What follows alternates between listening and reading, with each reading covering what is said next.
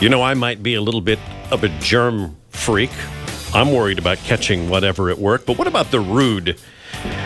Did you know that it's possible for you to snag a bad attitude? It's contagious in the workplace. New studies out. On the live line with us this morning, business coach and workplace culture expert, Shontaye Hawkins. Good morning, Shontaye. Thanks for taking the time.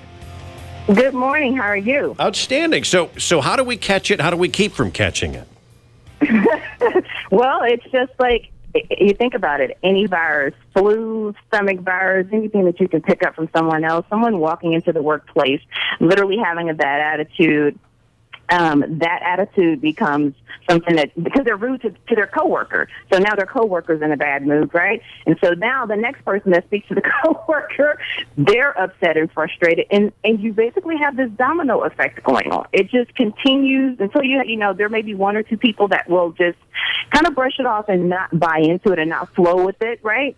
But what you can do, if you are that person that's faced with that, just try to remain positive. As difficult as it may be, light will always shine out darkness. And so if you can maintain a positive attitude, you don't necessarily have to catch the rudeness virus. Okay, so light will always outshine darkness.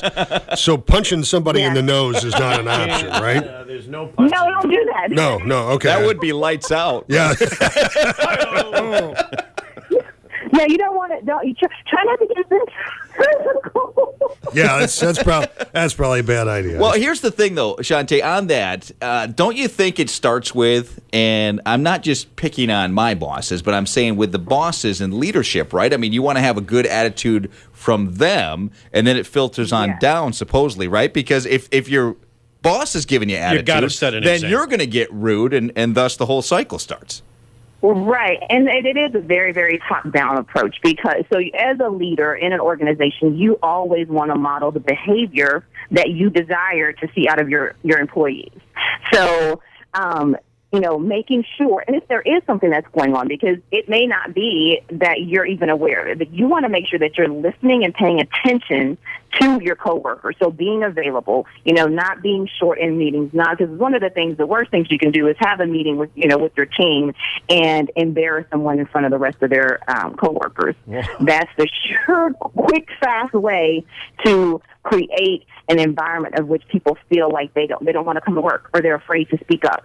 And can I say, on behalf of all of us here, when we're in the midst of a show, you got to trust your employees for what they do and how talented they are. And, don't necessarily bother them with text or emails or things when they're trying to perform on a radio show. Shontaye, my next question is, how much do you cost to come and do one of these seminars? Can we hire you for our next meeting? Yes, absolutely. What day is it? I'll put it on my calendar. You tell us.